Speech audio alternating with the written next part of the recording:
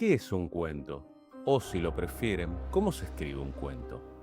O en otras palabras, ¿qué diferencia un cuento de cualquier otro texto breve, como una carta de amor, un poema, una lista de compras o el manual de usuario de la PlayStation 5? Vivimos en tiempos de relativismo absoluto. Parece que hemos desertado de la realidad, que existen tantas realidades como subjetividades, que el capricho individual es ley universal. Si consideran que todo es cuestión de gustos, de sentimientos, de percepciones, si creen que hablar de estructura es algo antiartístico, represivo, dogmático, y vaya uno a saber cuántos adjetivos policíacos más, este video no es para ustedes. O según cómo se mire, es precisamente para ustedes. Eso sí es relativo. Depende de si quieren aprender a escribir, aprender a narrar, o si prefieren simplemente percibirse ustedes mismos como grandes escritores. Sobra aclarar que están en su total derecho a optar por lo segundo, y esto lo digo sin ninguna ironía. Quienes en cambio consideren que algo podemos aprender de Poe, Chekhov, Borges, Quiroga, Hemingway y tantos otros, y supongo que serán muchos de los que están suscritos a este canal y que lo siguen, quienes acuerden conmigo en que el talento no sirve de nada si no se acompaña con oficio, si no se pule y se ejercita, quienes consideren o estén abiertos a considerar que el estilo literario no es algo innato que viene con nosotros, sino algo que uno debe ganarse, que uno debe construir con el tiempo y con el esfuerzo, con el ensayo y con el error, quienes acuerden conmigo y con la entera tradición literaria en estos puntos, sin duda le sacarán algún provecho a este video y a esta serie de videos, porque este es el primero de una serie de videos en que hablaremos sobre el cuento. Y aquí vamos a hablar de la estructura del cuento a partir de un breve ensayo de Ricardo Piglia. No se trata de un criterio o argumento de autoridad, el texto lo podría haber escrito mi abuela en lugar de Piglia y seguiría siendo igual de acertado. Tampoco se trata de un dogma, los dogmas son verdades a priori indiscutibles en las que no se puede ni debe indagar. En cambio, lo que Piglia dice en su tesis sobre el cuento es una verdad a posteriori que se comprueba después de leer cualquier relato.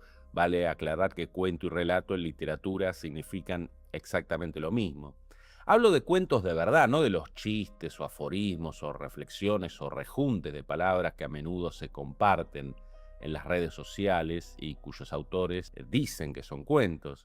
Tampoco hablaremos de los cuentos tradicionales o populares, de esos que se narraban en la Edad Media y que están muy bien, pero son otra cosa, sino del cuento literario moderno, ese que termina de perfilarse con la obra de Poe y que encuentra nuevas expresiones en autores como Chekhov, expresiones que no son mejores ni peores, que son distintas, y que sin embargo no desmienten esto que vamos a hablar hoy sobre las dos historias de Piglia. En este video hablaremos de la estructura, o más bien de la esencia del cuento literario moderno. Y antes de ir al punto y abusando quizá de su paciencia, me permito otra aclaración. La mejor manera de escribir cuentos de verdad es leer cuentos de verdad. Así que lean cuentos, muchos cuentos, lean a los grandes maestros y a los hábiles artesanos, lean cuentos de escritores de su país y de escritores extranjeros, lean cuentos del siglo XIX y del XX y del XXI. No hay video, ni ensayo, ni texto, ni taller que reemplace esa práctica. Dicho esto, vamos a Tesis sobre el cuento, de Ricardo Piglia. Piglia empieza escribiendo lo siguiente. En uno de sus cuadernos de notas, Chekhov registra esta anécdota. Un hombre en Montecarlo va al casino, gana 1 millón, vuelve a su casa, se suicida. La forma clásica del cuento está condensada en el núcleo de ese relato futuro y no escrito. Contra lo previsible y convencional, jugar, perder, suicidarse, la intriga se plantea como una paradoja. La anécdota tiende a desvincular la historia del juego y la historia del suicidio. Esa escisión es clave para definir el carácter doble de la forma del cuento. Primera tesis, un cuento siempre cuenta dos historias. Un error común en el principiante es confundir el cuento con la mera anécdota y concebir y ejecutar un argumento contrario al de Chekhov, es decir, un hombre va al casino, pierde y se suicida. Esto podría ser material para una noticia de diario o de portal web, sin dudas es trágico. Podría incluso escribirse de un modo poderoso, con una prosa exquisita y brutal. Con eso no dejaría de ser una anécdota o en todo caso una crónica, como la excelente crónica que Soriano escribió sobre los asesinatos de Robledo Puch. Sin embargo, aquí no hablamos de buena escritura, ni siquiera de una sucesión de hechos bien narrados. Hablamos de cuentos. Hablamos de esa revelación, esa chispa, ese algo especial que hace que un cuento sea eso, un cuento. Y ese algo va contra la linealidad, la previsibilidad de la anécdota. Uno se imagina sin esfuerzo la historia del que pierde en el casino y se suicida. Un ludópata que ha dilapidado sus enteros ahorros, que arruinó su futuro y quizá el de su familia y decide cortarse las venas o volarse la tapa de los sesos. Como dije, material para una noticia de diario o para las señoras que gustan de relatar desgracias. Pero en ese hecho, por terrible que sea, no hay más que superficie. No hay un giro que nos saque de lo previsible o un subtexto o incluso un silencio tras las palabras o bajo las palabras, un silencio que nosotros los lectores seamos capaces de llenar. Falta sustancia, falta la magia, si me permiten decirlo así. Falta la segunda historia. Y anticipándome al texto de Piglia, diré que con segunda historia no hablamos de una historia simbólica, de una interpretación profunda. Por supuesto que una segunda historia en ese sentido es posible y deseable y enriquece cualquier relato.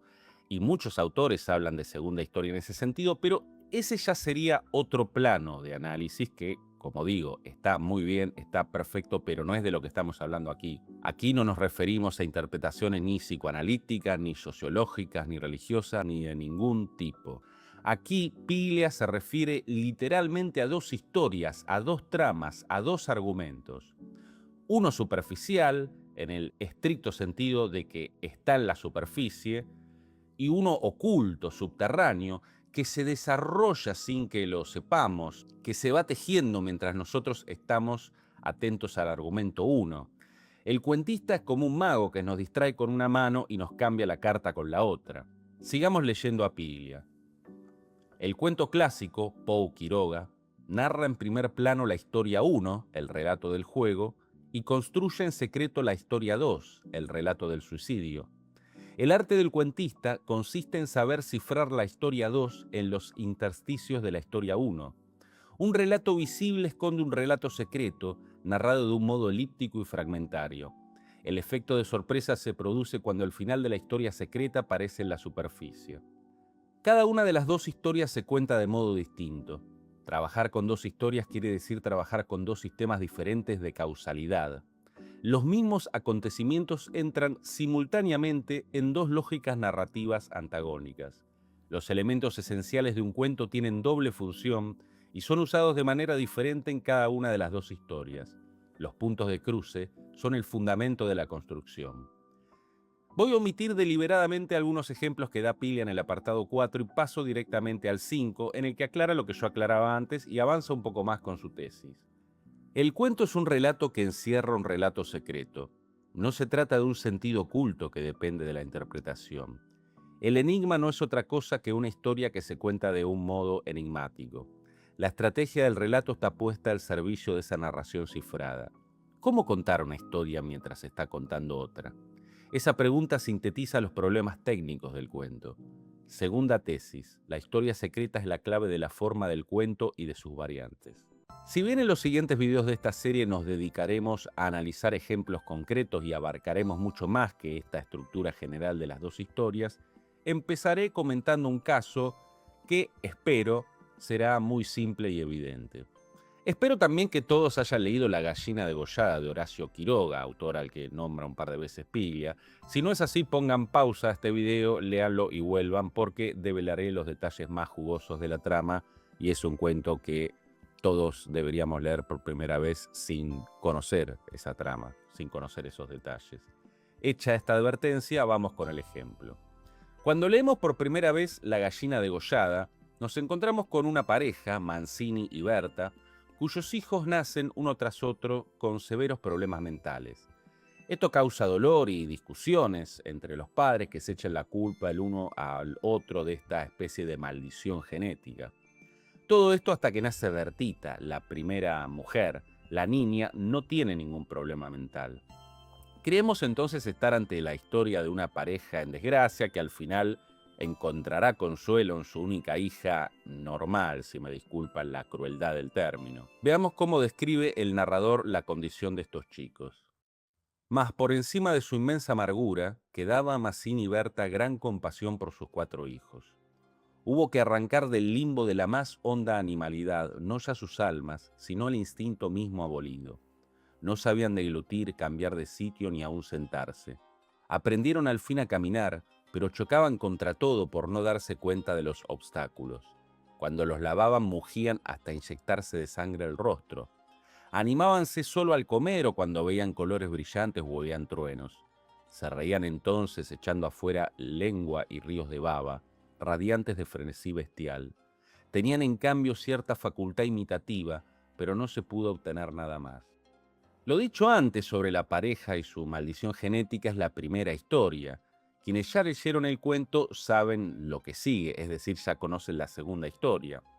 Con el nacimiento de Bertita, los 4 idiotas, aclaremos que en los tiempos de Quiroga esa palabra no era un insulto, sino un término médico. Los 4 hijos idiotas, decía, son apartados, como si fueran animales. La pareja, contenta con su hijita, que heredó el nombre de su madre, y a la que se refiere Quiroga, o mejor dicho, el narrador del cuento con un diminutivo, la pareja, decía, contenta con Bertita, no quiere saber nada de esos 4 hijos. Y cerca del final, la segunda historia empieza a mostrar las garras, a resquebrajar, a imponerse a la primera. Los chicos ven a la sirvienta, otro término que hoy suena mal, pero que en esa época era común, sirviente es quien sirve. Ven a la sirvienta, desea degollar una gallina, y al final serán ellos quienes hagan lo mismo con su hermana. La segunda historia, entonces, es la historia de un crimen monstruoso, cometido por unos pobres chicos que no sabían lo que estaban haciendo. Aquí uno puede interpretar, por ejemplo, que Mazzini y Berta son castigados por tratar a sus 4 hijos varones como animales. Y es un castigo irónico porque sus hijos tratarán a su hermana del mismo modo en que un animal fuerte, un depredador, trataría a su presa. Y para colmo, lo han aprendido mirando a la sirvienta degollar una gallina. Así que el cuento está lleno de animalidad, por así decirlo, lleno de animalidad y de tragedia. Y sí, claro que son válidas esas conclusiones y otras más profundas. Pero eso es interpretación, y no es a lo que nos referimos aquí. En términos de Piglia, esa no es la segunda historia. Lo puede ser en términos de otro autor en otro nivel de análisis, pero vuelvo a decirlo, y perdón por la insistencia, acá hablamos de 2 tramas, de 2 argumentos, no de un argumento y de una interpretación, vuelvo a decirlo, sociológica, religiosa, psicoanalítica, de cualquier índole. Aquí la primera historia es una historia de un conflicto marital o familiar y la segunda historia es la de un crimen terrible. Y como bien dice Piglia, esta segunda historia se va construyendo por debajo de la primera. Al igual decía yo que el mago va cambiando las cartas con una mano mientras nos distrae con la otra. La primera historia es la mano histriónica, la que nos distrae, la que mueve la varita o nos invita a mirar hacia otra parte. La segunda historia es esa mano oculta, discreta, insidiosa, la que va cambiando la carta. Piglia dice también que hay 2 sistemas distintos de causalidad, que lo banal en la primera historia a menudo es vital para la segunda. Para comprobar esto de una buena vez, volvamos al párrafo de Quiroga y presten atención a la parte resaltada.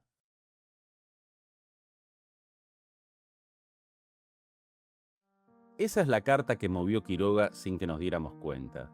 Nos enumeró las severas limitaciones de estos chicos y entre ellas incluyó una única capacidad, que no tiene demasiada importancia para la primera historia, la superficial, la de la pareja y su maldición genética y los conflictos entre ellos, pero es crucial para la segunda, la de estos chicos que sin saberlo castigan el desprecio de sus padres asesinando a su hermana. Nadie puede decirle a Quiroga que el final de su cuento es arbitrario, que estos chicos que no podían hacer nada de repente asesinan a Bertita porque al autor se le ocurrió que tenían que asesinarla. No le podemos decir eso porque Quiroga ya nos lo avisó. Nos dijo que los chicos tenían cierta facultad imitativa, es decir, que eran capaces de reproducir acciones ajenas. En la causalidad de la segunda historia, ese dato es clave, pero en la primera pasa desapercibido. Por eso el final es sorprendente y a la vez se desprende de modo muy natural, muy orgánico de lo que fue narrado antes.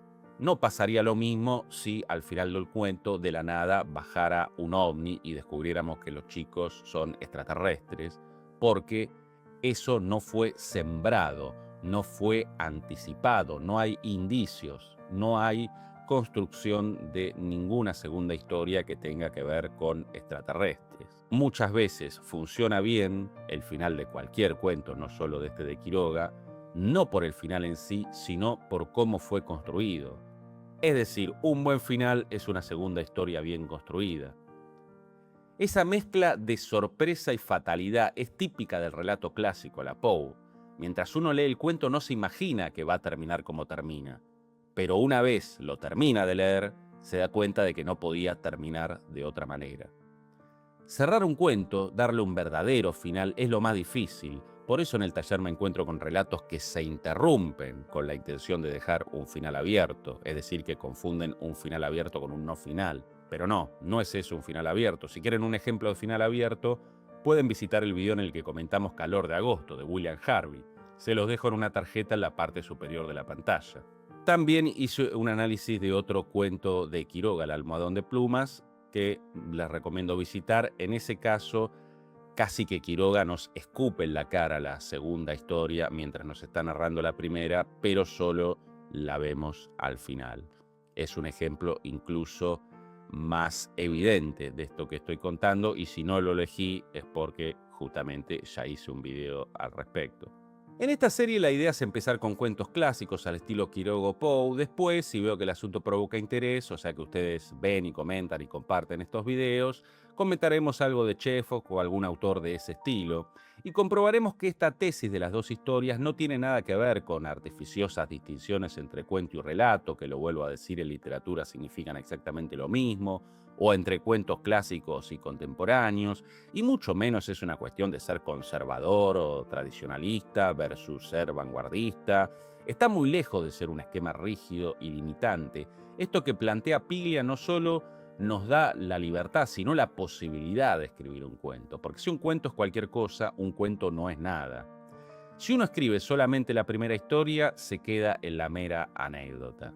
Si uno escribe las dos historias en una, está escribiendo un cuento.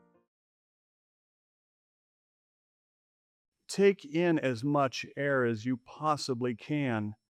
This story should last about as long as you can hold your breath, and then just a little bit longer, so listen as fast as you can.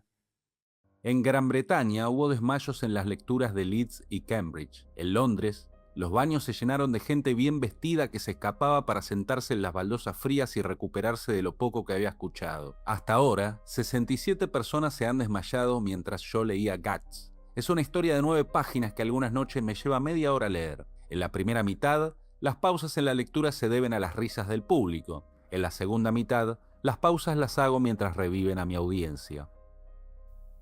Bienvenidos al Sur Taller Literario. Mi nombre es Alejandro y hoy seguimos con esta serie que comenzó con el video de Ricardo Piglia y su tesis sobre el cuento. En el video de hoy vamos a intentar descubrir cómo la vulgaridad se convierte en arte. Analizaremos las simetrías, las recurrencias, los recursos, el subtexto y la segunda historia de la que hablábamos en el video anterior, y descubriremos, o eso espero, la diferencia entre un chiste de humor grosero y un cuento hecho y derecho, o sea, una obra artística. Por supuesto que el cuento puede no gustarles, hay muchos cuentos bien hechos que a uno no le gustan y no pasa nada, pero en este canal tratamos de alejarnos del reino de a mí me parece, yo siento que el cuento me llegó o no me llegó. En este video, modestamente intentaremos pensar, analizar cómo está hecho este cuento y qué podemos aprender de él, aun si no nos provoca otra cosa que asco. Asumiré que leyeron el relato, si no es así, por favor, paren el video y léanlo antes de que les destripe, jajaja, el argumento. Les dejo un link en la descripción. Tripas de Chuck Palahniuk es un cuento no apto para estómagos ni mentes de cristal, lo habrán deducido por el prefacio o la introducción de este video. El propio autor contó que la gente se desmayaba durante las lecturas públicas y suena a estar un poco exagerado, pero no me extrañaría tampoco que haya parte de verdad en el asunto. Así que hoy intentaremos encontrar el método en la locura, descubrir los suaves engranajes de la brutalidad. Hoy hablamos de Tripas, de Chuck Palahniuk. El cuento empieza con este párrafo enigmático y que como tal engancha al lector, empieza a ganarse su interés. No voy a leer los párrafos enteros para que el video no se haga tan largo y para que sorry YouTube no se ofenda y no me traiga problemas. Después veremos que lo que dice aquí, lo de tomar aire, no es una expresión al azar, aunque ahora lo parezca. Acto seguido entramos directo en lo que designaré como el tema superficial del cuento, el onanismo, lo digo así también de manera muy recatada. Palahniuk va estableciendo el tono, en este caso un tono cómico en un registro bastante vulgar. Esto es lo que en Argentina llamamos un chiste verde, prácticamente, un chiste grosero, sexual. Me refiero a este inicio. Grosero no deja de ser eso, un chiste, así que bajamos la guardia, estamos tranquilos. Seguimos con la aventura de la zanahoria. Nótese que la madre juntó toda la ropa sucia para lavarla. No sé qué tan universal es ese dicho sobre lavar la ropa sucia en casa. Es decir, que los problemas de una familia o de un grupo humano determinado deben quedar dentro de ese grupo y no mostrarse ante los de afuera, ante el exterior. Cuéntenme si quieren en los comentarios si en su país se dice eso o no. Lo cierto es que en este cuento vamos a conocer varios dichos rusos y franceses. El cuento sigue así. Aquí el autor hace dos cosas muy importantes. Primero, convierte la zanahoria en un símbolo y va a volver a ese símbolo durante el transcurso del relato. En lugar de usar una palabra abstracta, como esa era la vergüenza de nuestra familia, por ejemplo, Palahniuk forja su zanahoria de Damocles, por así decirlo, que penderá sobre las cabezas de los culposos. Siempre es más eficaz usar una imagen que recurrir a las grandes palabras. Siempre es más eficaz dejar que el verdadero tema del cuento se vaya filtrando en los intersticios de la trama. Por eso esto es un cuento y no un panfleto o un artículo de opinión o una reflexión de esas que se cuelgan en las redes. Al final de este párrafo hay otra frase sobre la que me gustaría llamar la atención. Ese algo demasiado espantoso para ser nombrado. Esa es la otra cosa que hace el autor. Empezar con una serie de frases que tienen que ver con esto de lo no dicho, de lo no nombrado, de lo que se silencia. Y tanto es así que después nos dice, los franceses tienen una frase, ingenio de escalera. No voy a leer esto que dice acá en francés. Se refiere a ese momento en que uno encuentra la respuesta, pero es demasiado tarde. Digamos que usted está en una fiesta y alguien lo insulta, bajo presión, con todos mirando, usted dice algo tonto. Pero cuando se va de la fiesta, cuando baja la escalera, entonces la magia. A usted se le ocurre la frase perfecta que debería haber dicho, la perfecta réplica humillante. Ese es el espíritu de la escalera. El problema es que los franceses no tienen una definición para las cosas estúpidas que uno realmente dice cuando está bajo presión. Esas cosas estúpidas y desesperadas que uno en verdad piensa o hace. Algunas bajezas no tienen nombre, de algunas bajezas ni siquiera se puede hablar. Como ven, de nuevo, bajezas que no tienen nombre, de las que ni siquiera se puede hablar. Y bajo la vulgaridad, el humorismo y las fallidas gestas onanistas, asoma la segunda historia, porque aquí la segunda historia es el tema, volveremos a eso. Igual que Palahniuk vuelve a todo, no pone nada al azar, aunque su cuento parezca un monólogo casual, casi un stand-up de humor negro. Sin saberlo vamos cayendo en su trampa, nos vamos acercando a un lugar mucho más oscuro que un simple chiste, nos metemos en un túnel hacia esas bajezas de las que nadie habla. El cuento sigue con un dato más o menos sustentado por la ciencia y la estadística, aunque no se nos ofrezcan números concretos. Claro que no sé si esto que leemos en pantalla es real o no y tampoco importa, si lo creemos y es verosímil está bien. Refuerza el tema profundo del relato, el silencio, la hipocresía, la vergüenza. Mejor parir un suicida hábil que un onanista torpe. Eso opinarían, según el narrador, o según estos psiquiatras y expertos, la mayoría de los padres. Después se nos narra otra anécdota. Vemos que el onanismo es universal, aunque cada cultura aparentemente le aplica su característico toque. Pero esto no es lo que importa, sino que las cosas se van poniendo cada vez más incómodas, tanto para el protagonista de esta segunda anécdota en comparación con la primera, y para nosotros los lectores. Nótese que también se va anticipando lo que le va a pasar al propio narrador y que aquí ya se le da una importancia desproporcionada, el narrador le da una importancia desproporcionada al menos, a la universidad, o mejor dicho, al sueño roto de la universidad, del hijo abogado, el sueño de los padres. El hijo parece ser una especie de trofeo, una justificación para inflar el pecho y decir ese de ahí, ese abogado médico tan prestigioso, lo criamos y lo creamos nosotros. Si el hijo en cuestión es feliz o no, quizás pasa a segundo plano. Y esto que acabo de decir, que suena cliché del libro de autoayuda, Palahniuk quizá por eso mismo no lo dice así, porque Palahniuk no es Coelho. Palahniuk insinúa, muestra, no lanza discursos. Deja que ese tipo de cosas las pensemos nosotros. Él nos muestra y nosotros somos los que completamos, los que reflexionamos sobre los que nos muestra. En el siguiente párrafo ya nos empezamos a enterar de lo que le pasó realmente al narrador, aunque primero nos debe contar de su peculiar afición, el buceo por perlas. Aquí solo remarcaré lo gracioso y a la vez siniestros que son sus temores respecto a su hermana. Estos temores, o la implicación de la hermana en ellos, tampoco están ahí porque sí, para que el autor nos deleite con un poco más de morbo. La hermana es un personaje que apenas se nombra, que nunca aparece realmente y que sin embargo resulta vital para lo que el cuento nos quiere contar, para la historia bajo la historia. Y aquello de, pero al final lo que te preocupa nunca es lo que te atrapa, no hay mucho que analizar, o al menos yo no encuentro mucho que analizar, salvo que la frase me parece excelente y que genera una sensación de amenaza, y lo de atrapar aquí va a ser más literal que nunca. En el siguiente párrafo se nos sigue describiendo la particular visión de la natación que tiene el protagonista. Hay una nueva mención muy irónica a los dichos franceses y otra vez la anticipación del horror y el chico que nunca será abogado. Cada vez estamos menos tranquilos. Por cierto, a la hermana la vuelve a nombrar el narrador. Antes dijo que era virgen y ahora que asiste a clases de ballet. Parece ser la perfecta nena de papá, ¿no? Ya lo veremos. Seguimos leyendo y lo espantoso empieza a ocurrir. Una vez más, Palahniuk interrumpe la acción para mencionar una estadística, ahora más concreta. En este relato, el contraste con los fríos números enfatiza los de por sí brutales hechos.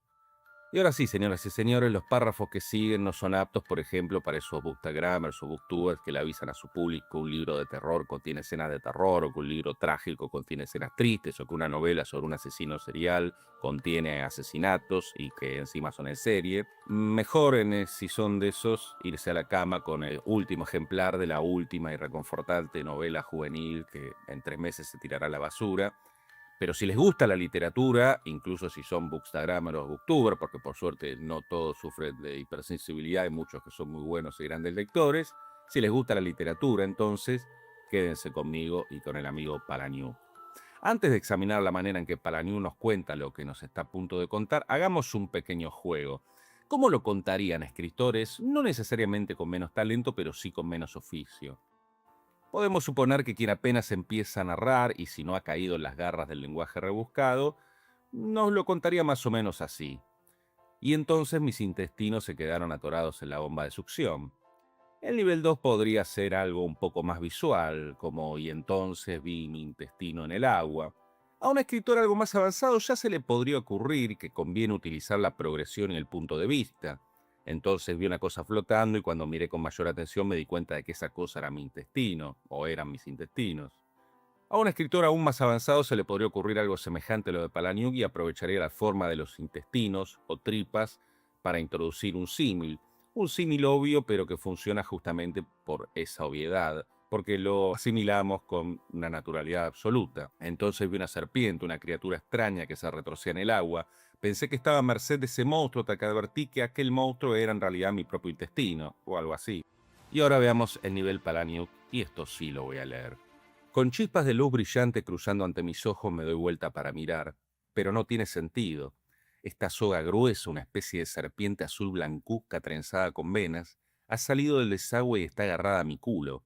Algunas de las venas gotean rojo, sangre roja que parece negra bajo el agua y se desprende de pequeños rasguños en la pálida piel de la serpiente. La sangre se disemina, desaparece en el agua, y bajo la piel delgada azul blancuzca de la serpiente se pueden ver restos de una comida a medio digerir.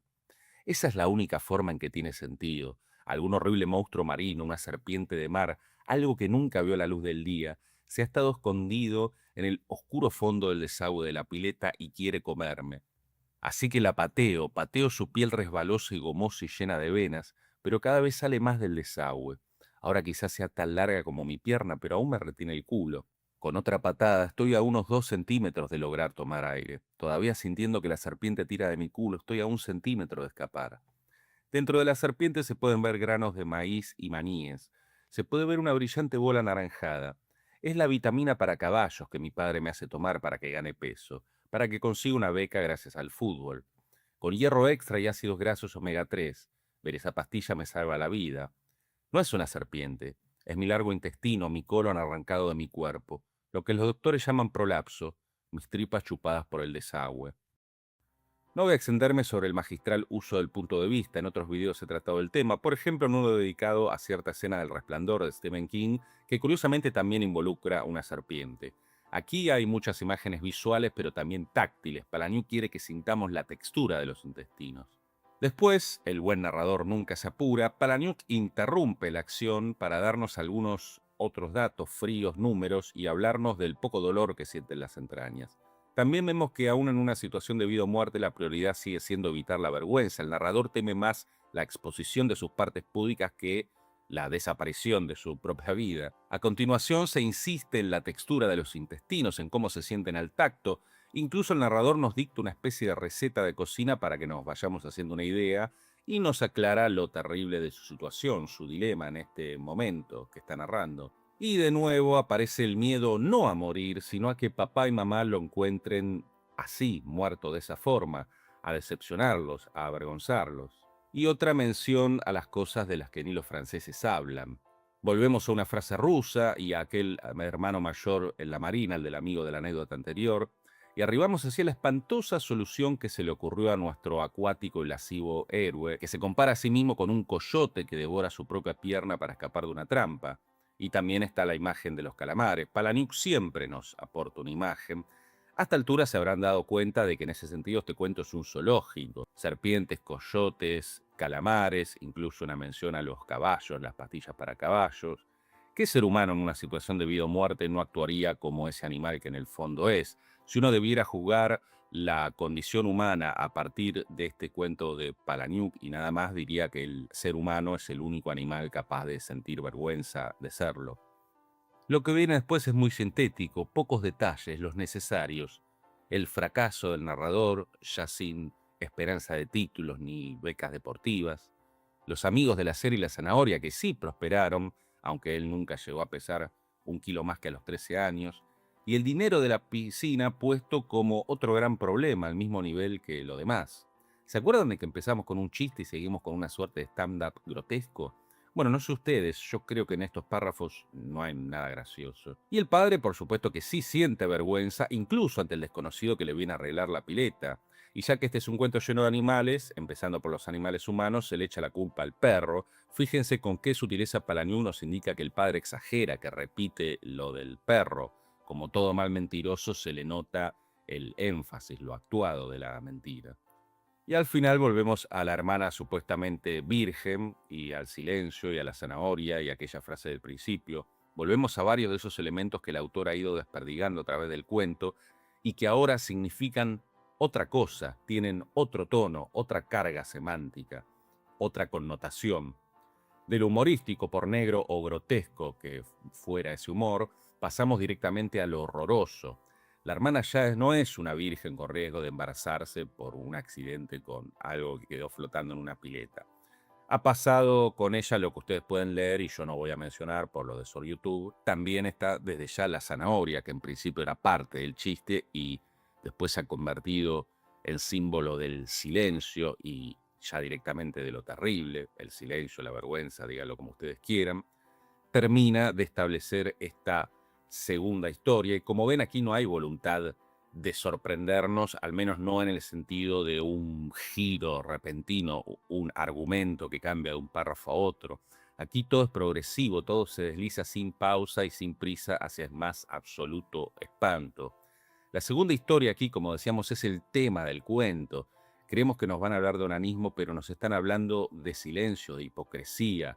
La mención de la hermana y lo que le pasó o lo que le hicieron pasar, por así decirlo, está ahí para mostrarnos que no solamente estos episodios tan extravagantes como el de la pileta, sino que hay muchas zanahorias de Damocles que las familias tienen colgando sobre las cabezas, muchas zanahorias invisibles tras esas fachadas de las casas norteamericanas tan decentes. Yo acabo de decir esto y alguno de ustedes podría recordarme que en el primer video, siguiendo a Pilia, dije que la segunda historia no tiene que ver con la interpretación. Correcto, pero aquí no es que haya demasiado que interpretar, aquí se nos está diciendo claramente, con claridad literaria, por supuesto no con claridad pedagógica.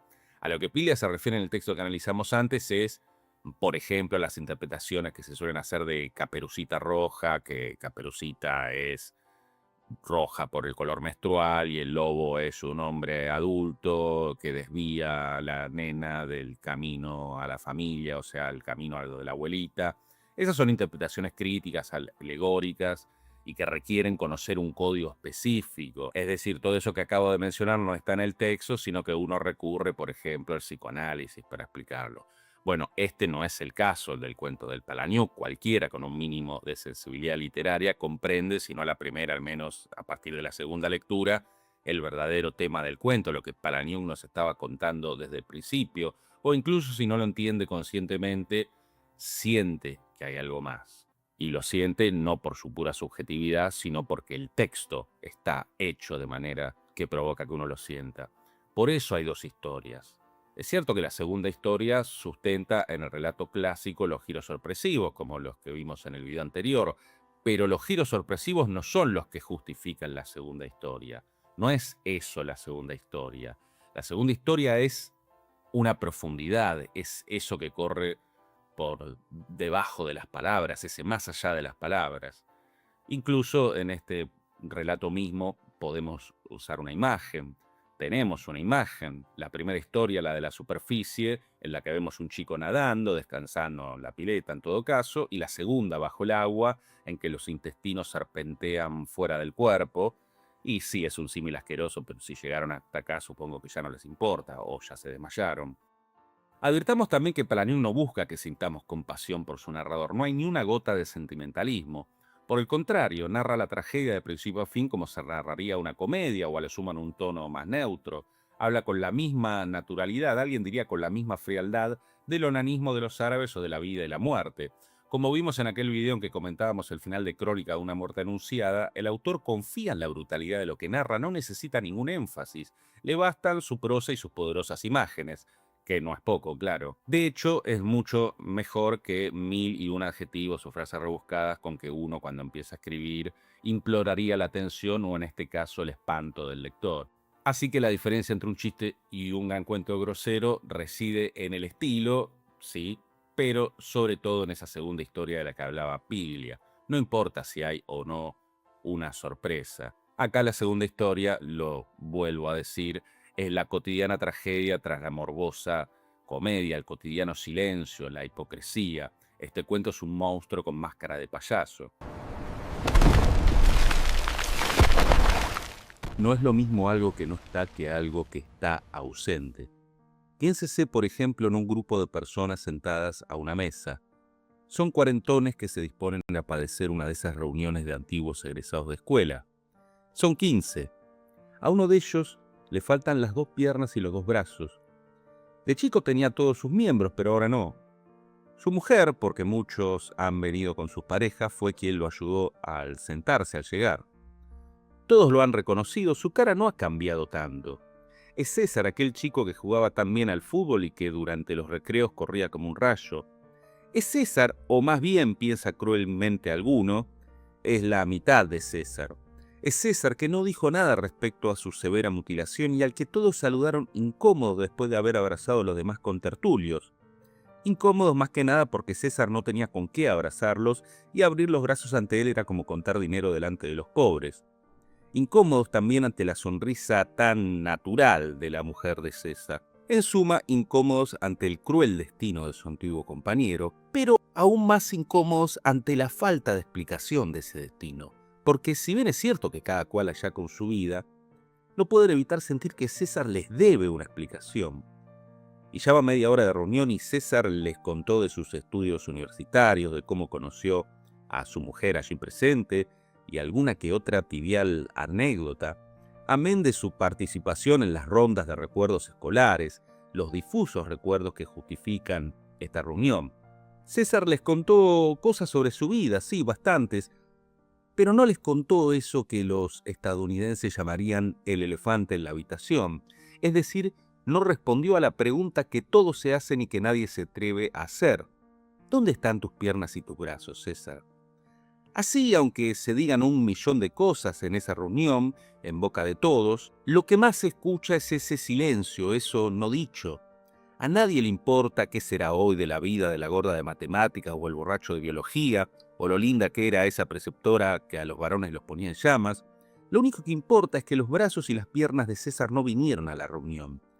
Y donde aquel piensa en amputaciones debido a una diabetes severa, otro piensa en un barroco accidente de tránsito o en deportes extremos, y el de la punta de la mesa, el de imaginación ferviente y rencorosa, el que quizá podría ser novelista, piensa que quizás César se excita cortándose partes de su cuerpo y dándoselas de comer a su mujer. El mercado de hombres dispuestos a satisfacer gustos sexuales de caníbal era muy reducido. Sí, solo así se explicaba que César se hubiese casado con esa hermosa rubia y él, que en la escuela arrancaba más de una mirada y un suspiro a sus compañeras, hubiera terminado con una mujer que cada vez le gusta menos. Lo que termina es la reunión ahora, y nadie le preguntó nada a César. Y él, por supuesto, no dijo nada por iniciativa propia. De esa noche todos recordarán esa pregunta no pronunciada, o quizás habría que decir esa historia no contada. ¿Qué pasó con las extremidades de César? Eso es algo que está ausente. Es una ausencia que se hace sentir, un silencio que lo aturde todo, y no seguimos por este camino porque terminaríamos componiendo una canción de Arjona. Es la segunda historia silenciosa, o en los más conocidos términos de Hemingway, la parte sumergida del iceberg. Lo que vemos en la punta del iceberg es la reunión, la banalidad, las anécdotas tontas que se cuentan, César sin piernas ni brazos. Eso es lo que el escritor decide mostrarle al lector, en palabras de Piglia y su tesis sobre el cuento. La versión moderna del cuento abandona el final sorpresivo y la estructura cerrada, trabaja la tensión entre las dos historias sin resolverla nunca. La historia secreta se cuenta de un modo cada vez más elusivo. El cuento clásico a lo Poe contaba una historia anunciando que había otra. El cuento moderno cuenta dos historias como si fueran una sola. La teoría del iceberg de Hemingway es la primera síntesis de ese proceso de transformación. Lo más importante nunca se cuenta. La historia secreta se construye con lo no dicho, con el sobreentendido y la alusión. El gran río de los dos corazones, uno de los relatos fundamentales de Hemingway, cifra hasta tal punto la historia 2, los efectos de la guerra en Nick Adams, que el cuento parece la descripción trivial de una excursión de pesca. Hemingway pone toda su pericia en la narración hermética de la historia secreta. Usa con tan maestría el arte de la elipsis que logra que se note la ausencia de otro relato. ¿Qué hubiera hecho Hemingway con la anécdota de Chekhov? Narrar con detalles precisos la partida y el ambiente donde se desarrolla el juego, y la técnica que usa el jugador para apostar y el tipo de vida que toma. No decir nunca que ese hombre se va a suicidar, pero escribir el cuento como si el lector ya lo supiera. Recordemos que la anécdota de Chekhov, o el argumento resumido, era: un hombre va al casino, gana $1.000.000 y se suicida. ¿Funcionaría un cuento que se limitara a narrar la reunión de César y sus amigos con intención y potencia literaria y sin arrojar la menor pista acerca de lo sucedido con César? Bueno, depende de cómo se lo escriba. Siempre es importante escribir bien, narrar bien una historia, elegir qué información dar y qué información guardarse. Sin embargo, la mayoría de nosotros hemos leído algún cuento de estilo clásico en una mala traducción o directamente escrito en una prosa algo pobre, y que sin embargo nos logró hacer pasar un buen rato por lo ingenioso de su argumento, quizás por su sorpresivo y bien preparado final. Es un caso análogo al de un excelente o muy buen guión mediocremente filmado. Una película puede salvarse a pesar de la escasa habilidad del director. Claro que siempre es mejor filmar bien y elevar una obra así de aceptable a excelente, pero un aceptable también es mejor que un bodrio, que un desastre. En cambio, en los cuentos del iceberg, vamos a tomarnos la libertad de llamarlos así a todos los que mencionamos, la ejecución debe ser perfecta, y aún así hay riesgos. Hay cuentos de Hemingway excelentes, aunque sería un hipócrita si no admitiera que algunos otros me dejaron frío. Puede que no haya encontrado la segunda historia, que no haya leído bien en lo no dicho, seré modesto y me echaré la culpa. He conocido excelentes lectores que se quedaron fríos también o que no entendieron algunos cuentos de Hemingway. Y en algunos casos esos cuentos que ellos no entendieron, yo los entendí y viceversa. En Colinas como elefantes blancos se nos muestra una conversación sobre un tema que nunca se explicita, pero puede intuirse. En Los asesinos nunca sabemos por qué pasa lo que pasa y por qué cierto personaje reacciona como reacciona. En un lugar limpio y bien iluminado, lo que se nos sugiere y nunca se nos dice es un inmenso dolor. Hemingway también tiene otros cuentos en los que, si bien no abandona su prosa superficialmente simple ni su estilo elusivo, se acerca estructuralmente más al cuento clásico. Dos de mis favoritos son La breve vida feliz de Francis Mancover y Las nieves del Kilimanjaro. En Banca, de Chekhov, la segunda historia asoma clara, contundente, en un detalle que, si nos distraemos un segundo, nos lo perdemos. Si no lo leyeron este cuento, Banca, pueden adelantar 20 segundos en este video. Un chico manda una carta desesperada. Nosotros sabemos por el detalle que vemos en pantalla cuál será el destino de esa carta, o más bien cuál no será el destino de la carta, que no llegará a quien Banca quiere. Por eso nosotros los lectores somos los que estamos en posesión, por decirlo así, de la segunda historia. La segunda historia se escribe en nosotros. El personaje la ignora, y esa tensión irresoluta es de un dolor tan grande como el que intuimos en el viejo de Un lugar limpio y bien iluminado. En Parece una tontería de Raymond Carver también hay un dolor indecible en tensión con la banalidad. En Diles a las mujeres que nos vamos, lo que hay, lo que se precipita es la violencia, la brutalidad. Hay una desproporción monstruosa, un hiato o una hipérbole entre la causa y el efecto. Hay, una vez más, una historia no contada. Otro ejemplo de este tipo de cuentos es Un día de estos, de García Márquez, que alguna vez leímos acá en el canal y que comentamos en términos similares a lo de este video. En otro video, por supuesto, se los dejo en una tarjeta.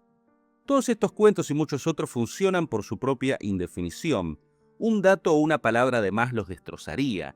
Se escriben, se narran por sustracción, eligiendo cuidadosamente qué no decir. Si en Casa tomada de Cortázar se nos informara quién o qué toma la casa, supongamos que se trata de un fantasma, y viene un cura y bendice la casa, y bueno, nos quedamos sin cuento, nos quedamos con una tosca y trillada anécdota. Esta indefinición funciona en otros cuentos fantásticos como Lorla, o en el mucho más mundano cuento de Oscar Wilde, La esfinge sin secreto. Los cuentos de Kafka, por otra parte, son más alegorías que cuento, aunque contrariamente a la alegoría tradicional no siempre estamos seguros de cuál es el significado profundo, el referente de esa alegoría, o en todo caso sospechamos que significa algo inefable. Ya lo dijo Albert Camus, palabras más, palabras menos. Kafka suscita incontables interpretaciones, pero no termina de satisfacer ninguna, de ahí su éxito, su logro artístico.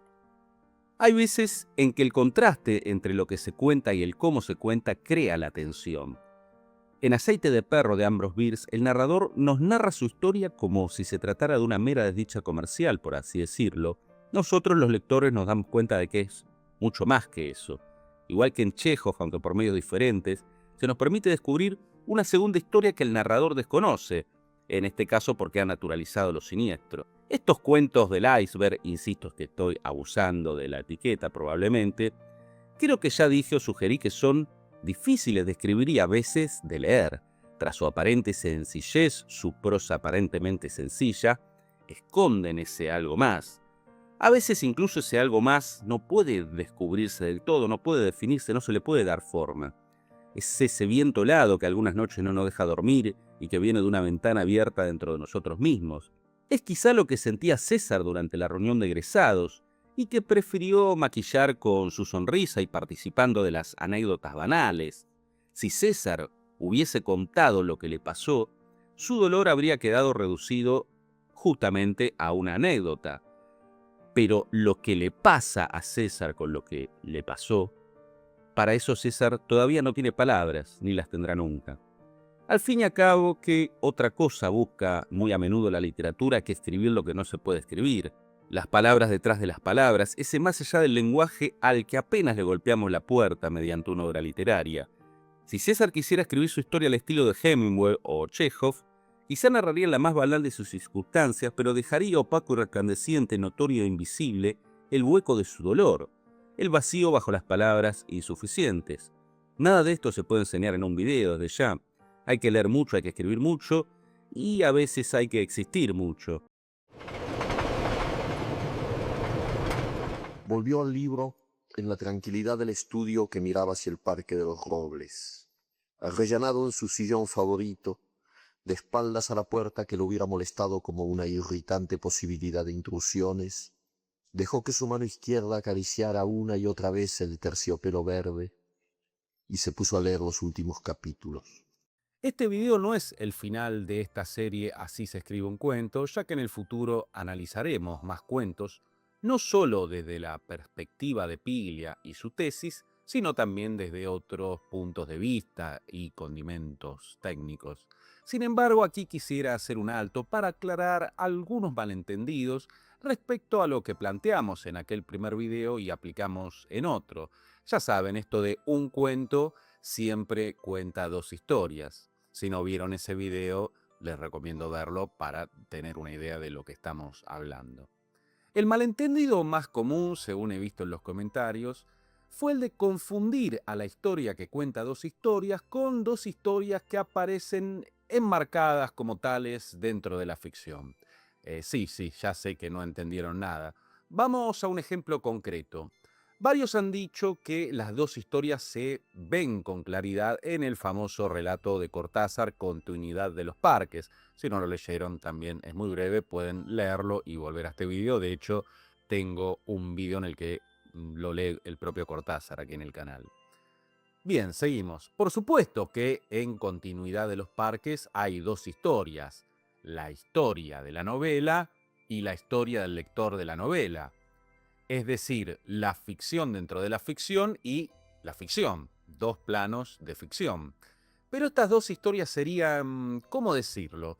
Estas serían las dos historias expuestas, manifiestas y explícitas, y que se presentan prácticamente desde un primer momento. No son las dos historias en el sentido en que plantea esta estructura Piglia. El mecanismo oculto del cuento de Cortázar, que sigue siendo un cuento clásico a pesar del sofisticado y vistoso, si me permiten decirlo así, recurso de imbricar los dos niveles de ficción al mejor estilo cinta de Moebius, el mecanismo de este cuento, decía, se puede exponer de la siguiente manera. La primera historia es que hay dos historias. La segunda historia es que esas dos historias son una. Y sí, en este sentido podríamos decir que, viniendo desde el pasado, Cortázar escribió un cuento que confirmaba o hasta ironizaba con la tesis de Piglia, pero eso sería solo un juego. Por lo que acabamos de aclarar recién, funcionan en distintos niveles estas dos historias de Piglia que dos historias que se presentan en este cuento de Cortázar o en cualquier otro cuento que juegue con los niveles de ficción, es decir, que cree ficciones dentro de la ficción. Pero decíamos que es un cuento clásico este de Cortázar, y lo es porque al final la segunda historia se revela, la segunda historia de que las dos historias son una. Y sí, ya sé, esto está pareciendo un trabalenguas, pero la cuestión es que el cuento se da vuelta como un guante, diría Piglia. La segunda historia se pone encima de la primera. Cortázar se guarda desde ya esta carta hasta el final, porque si no, no tiene gracia. Y releyendo nos damos cuenta, entre otras cosas, de por qué al principio insistió tanto con el alto respaldo de un sillón de terciopelo verde. ¿Acaso era Cortázar un obsesivo de los sillones? ¿Quería alargar el cuento para que no le quede demasiado breve? ¿Le gustaba adornar su prosa con descripciones? No, desde ya que no. Él necesita ese elemento y necesita que se quede a vivir un rato en la cabeza del lector para retomarlo en las líneas finales como una suerte de código que, antes de que se nos mencione al hombre que lee una novela, nos hace saber que los dos mundos se han unido y que las dos historias fueron una desde el principio, es decir, nos revela la segunda historia. Recuerden, las dos historias de un cuento actúan como una estructura interna, un engranaje que a priori en un primer momento, salvo que hagamos análisis como los que hacemos acá, no vemos los lectores. Es decir, estas dos historias no pertenecen al orbe de los personajes, al orbe ficcional del cuento, sino a la dulce manipulación del escritor, del demiurgo tras las cortinas. Vamos con otro cuento de Cortázar, La noche boca arriba, que podría describirse estructuralmente, siempre siguiendo a Piglia, de un modo muy similar a Continuidad de los Parques. Aquí lo que parece invertirse o confundirse es el hecho de quién sueña a quién. La historia de uno que sueña que es otro se da vuelta, o al menos se inclina o se retuerce, y nos sugiere que desde un primer momento fue el otro el que soñó que era uno. Recuerda mucho aquel párrafo de un libro chino que Borges tradujo con económica sabiduría. Shansu soñó que era una mariposa. Al despertar ignoraba si era Shansu que había soñado que era una mariposa o si era una mariposa que soñaba ser Shansu. Si les interesan estas estructuras al estilo cinta de Moebius y similares, tengo un video al respecto en el que también menciono, entre otros, varios cuentos de Cortázar. Sobra decir que cada quien hace lo que quiere con la información que se le da, incluso rechazarla. Dicho esto, les sugiero no obsesionarse con este asunto de las dos historias. No le veo mucho sentido para la aspirante escritora pasarse horas debatiendo si tal cuento tiene o no dos historias y si ese es el caso, cuáles son esas dos historias. Está bien pensar en un puñado de cuentos que nos gusten y hacer ese análisis. Ya vimos en otro video que la relación entre las dos historias no siempre es como en estos cuentos clásicos de Cortázar. Pasado este entusiasmo inicial, yo diría que lo más útil es preguntarse por las dos historias ante los borradores propios. Uno puede escribir sobre la Tercera Guerra Mundial o sobre un señor que va a comprar el pan a condición de que haya algo más que la Tercera Guerra Mundial o un señor que va a comprar el pan. Ya que estamos con Cortázar, él decía respecto a otro cuentista clásico argentino, Abelardo Castillo: Castillo escribe cuentos, es decir, sistemas cerrados y no meros relatos en los que habitualmente no se pasa del recorte arbitrario de una situación sin esa tensión que le da al cuento su valor de trampolín psíquico. Bien, este trampolín psíquico del que habla Cortázar bien puede ser el que nos lleve de una historia a otra, volviendo a las dos historias de Piglia. Aunque desde ya no basta con llevarnos y punto, el modo en que viajemos también es importante, quizá lo más importante. Cito de nuevo a Cortázar, ahora más profusamente. Los cuentistas inexpertos suelen caer en la ilusión de imaginar que les bastará escribir lisa y llanamente un tema que los ha conmovido para conmover a su turno a los lectores. Incurren en la ingenuidad de aquel que encuentra bellísimo a su hijo y da por supuesto que los demás lo ven igualmente bello. Con el tiempo, con los fracasos, el cuentista capaz de superar esa primera etapa ingenua aprende que en literatura no bastan las buenas intenciones. Descubre que para volver a crear en el lector esa conmoción que lo llevó a él a escribir el cuento, es necesario un oficio de escritor y que ese oficio consiste, entre otras cosas, en lograr ese clima propio de todo gran cuento que obliga a seguir leyendo, que atrapa la atención, que aísla al lector de todo lo que lo rodea para después, terminado el cuento, volver a conectarlo con su circunstancia de una manera nueva, enriquecida, más honda o más hermosa. Y la única forma en que puede conseguirse ese secuestro momentáneo del lector es mediante un estilo basado en la intensidad y en la tensión. Un estilo en el que los elementos formales y expresivos se ajusten sin la menor concesión a la índole del tema, le den su forma visual y auditiva más penetrante y original, lo vuelvan único, inolvidable, lo fijen para siempre en su tiempo y en su ambiente y en su sentido más primordial. Me gusta muchísimo este fragmento de Cortázar y la teoría está muy bien, pero vuelvo a lo de siempre. Lean muchos cuentos y escriban muchos cuentos o intentos de cuentos, porque al principio, lo sé por experiencia, van a hacer eso, tentativas, abortos, desastres. Pero con el tiempo y los astros a favor, un buen día uno descubre que saltó del trampolín y quizás no hizo el mejor de los clavados, pero al menos no terminó en un ridículo, cayendo de panza sobre la pileta. Y más allá de que siempre habrá quien no guste de lo que hacemos, porque los gustos son de cada uno y son inapelables, nadie nos podrá robar la certeza de haber logrado un cuento de verdad, bien narrado y bien escrito. Una historia que trascienda la vulgar anécdota, que busque el goce del lector y que goce con ese goce. Porque siempre es divertido ver a un hombre que va a comprar el pan si nos vamos de a poco enterando de que ese pan está envenenado y que es el pan que va a comer un importante político y que por culpa de la muerte de ese importante político se desencadenará la Tercera Guerra Mundial. Mi nombre es Alejandro, esto es El Sur, Taller Literario. Espero que les haya gustado este video y nos vemos la próxima. Y entonces el puñal en la mano, la luz de los ventanales, el alto respaldo de un sillón de terciopelo verde, la cabeza del hombre en el sillón leyendo una novela.